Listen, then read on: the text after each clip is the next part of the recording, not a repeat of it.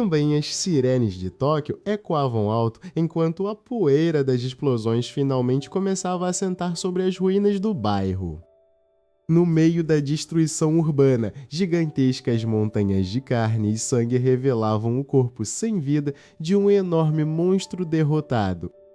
Também enquanto os guerreiros da elite descansavam, o verdadeiro trabalho pesado e sujo estava prestes a começar para os operários. Kafka Ibino ajustou as pesadas botas de borracha de seu traje especial, enquanto suspirava profundamente diante da imensa criatura morta. Aos 32 anos de idade, aquela rotina exaustiva de recolher pedaços de monstros era tudo o que havia restado de sua juventude. Ele olhou fixamente para o grande telão da cidade que exibia o rosto triunfante de sua querida amiga de infância. Também a capitã Minashiro brilhava como a grande salvadora da humanidade na liderança absoluta da força de defesa. Os dois haviam feito uma promessa solene quando crianças, mas o destino os separou de forma cruel e implacável. Enquanto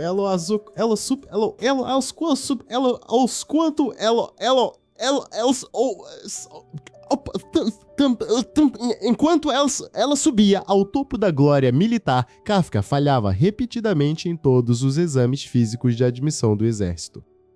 Ele cravou sua serra elétrica no tecido muscular rígido do monstro, liberando um fluxo denso de sangue escuro e viscoso.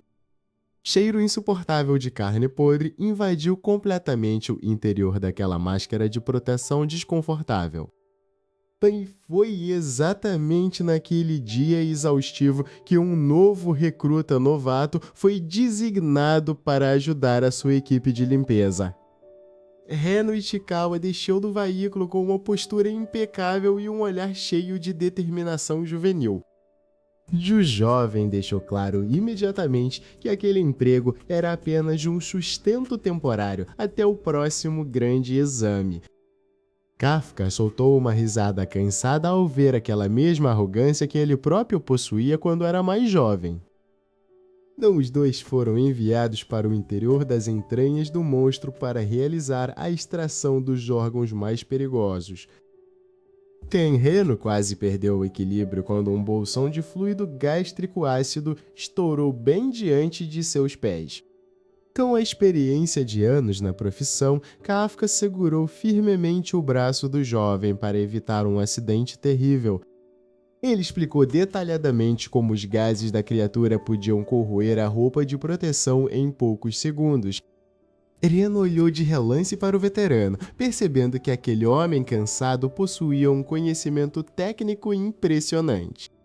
Dia avançou lentamente entre cortes profundos na carne, baldes cheios de resíduos e muito suor acumulado. Demos também ao final do turno de trabalho, os dois sentaram-se exaustos nos degraus de uma rampa metálica de saída. Keno quebrou o silêncio pesado e revelou que o limite de idade para o alistamento militar havia subido recentemente. Aquela informação inesperada atingiu o peito de Kafka como um verdadeiro soco de alta potência.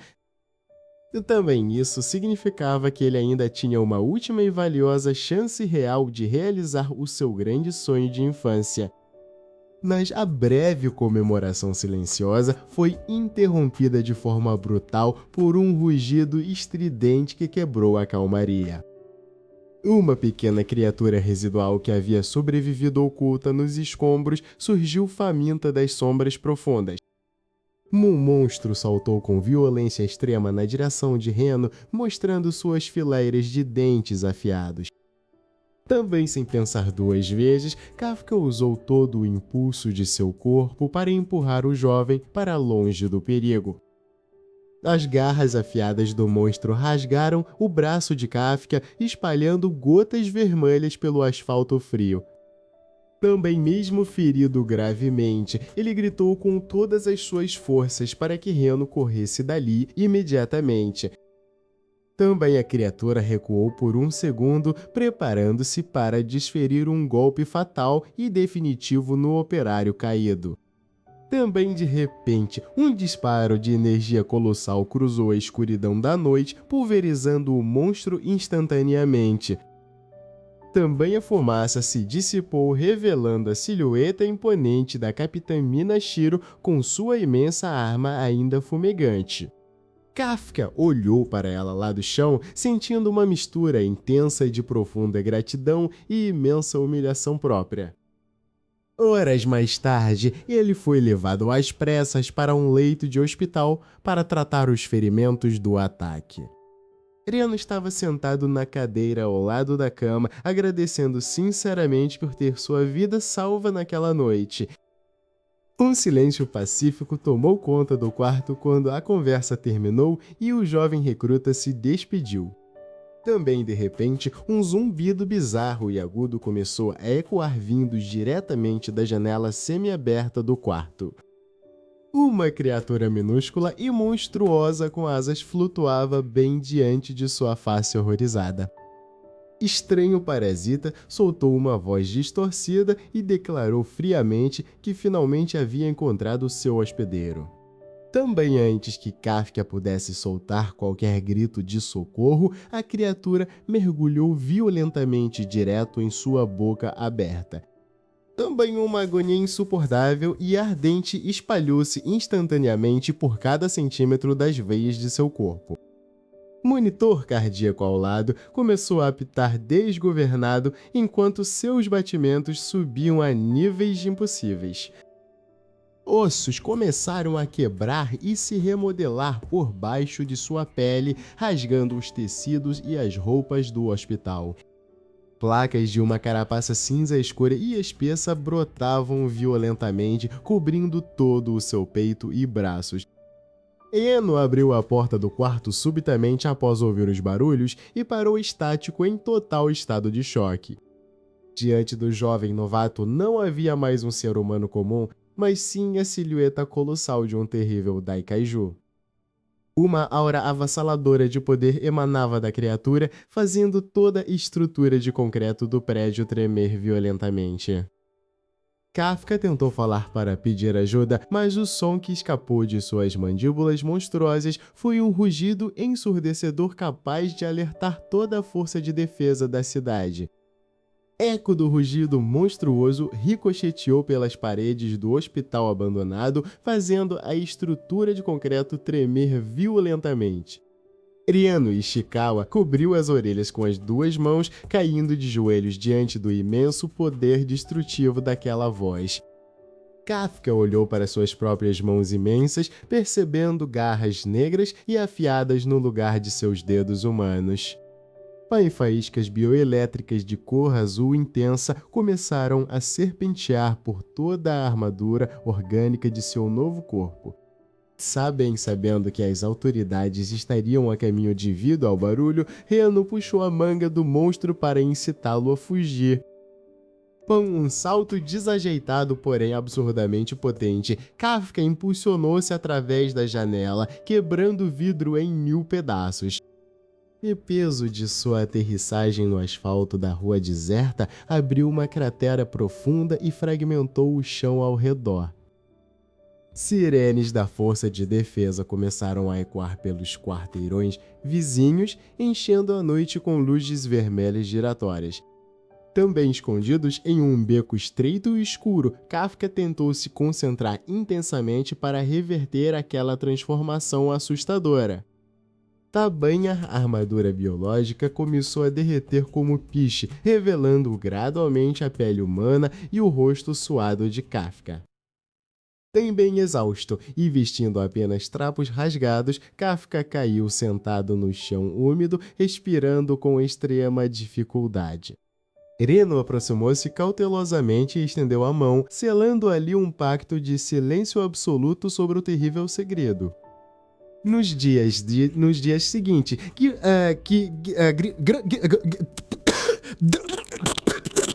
não,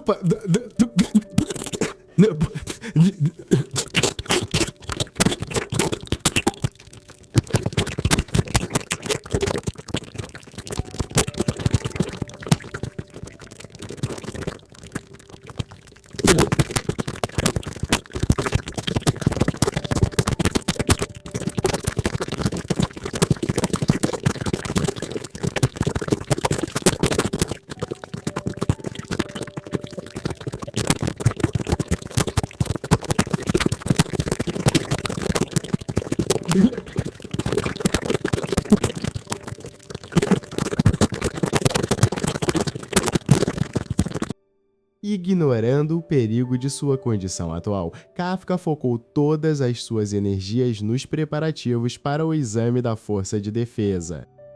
Grande dia finalmente chegou, trazendo centenas de jovens atletas de prodígios marciais para os portões da base militar.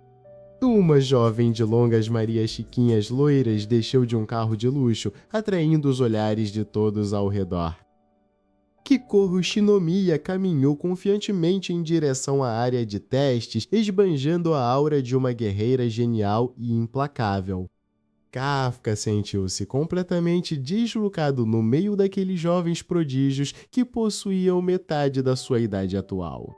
Todos os candidatos vestiram os trajes de combate oficiais capazes de monitorar e amplificar a força física humana. Quando os computadores calcularam a taxa de sincronização de Kafka com o traje, o resultado foi um vergonhoso 0%. Resultado pífio provocou risadas abafadas entre os examinadores que duvidaram imediatamente da capacidade do homem mais velho.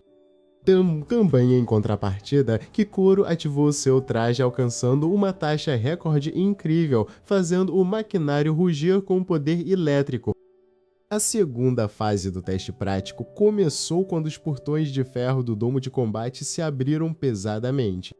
Vários espécimes de monstros capturados foram soltos na arena para servirem como alvos reais dos competidores. Como um verdadeiro furacão loiro, Kikoru avançou em alta velocidade empunhando seu gigantesco machado de batalha. Com um único golpe devastador, ela partiu a criatura ao meio, gerando uma onda de choque que varreu a poeira. Também os outros competidores mal conseguiam acompanhar o ritmo frenético daquela garota prodígio da família Shinomiya. Kafka corria ao máximo que podia atrás dos alvos, mas seu corpo humano comum estava cobrando um preço alto demais.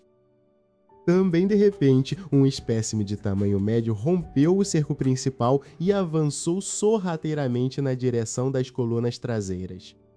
Também a criatura diferiu um ataque violento que arremessou Kikoru contra uma parede, quebrando a guarda de sua armadura potente. Monstro abriu suas mandíbulas afiadas sobre a garota caída, prestes a desferir um golpe potencialmente fatal. Também vendo a vida da jovem em risco iminente, Kafka correu para trás de um bloco de concreto fora do campo de visão das câmeras. Invoqueu voluntariamente o poder proibido dentro de seu peito, deixando a energia monstruosa assumir o controle total. Ressurgindo como o temível Kaiju número 8, ele disparou para a frente como um projétil de artilharia pesada. Com um soco direto e imbuído de pura força bruta, Kafka atingiu em cheio o flanco do monstro agressor. O impacto foi tão monstruoso que reduziu o espécime inimigo a uma névoa escarlate instantânea na parede. Kikoru olhou para cima com os olhos trêmulos, paralisada diante daquela colossal criatura humanoide de olhos brilhantes. Também, em vez de atacá-la, o monstro colocou um dedo imenso sobre o rosto, fazendo um claro sinal de silêncio absoluto. Também antes que os alarmes gerais da base fossem acionados, Kafka saltou para longe, desfazendo a transformação no ar. Também, mas enquanto caía de volta ao solo, Kafka percebeu tarde demais que um drone de vigilância camuflado havia gravado tudo.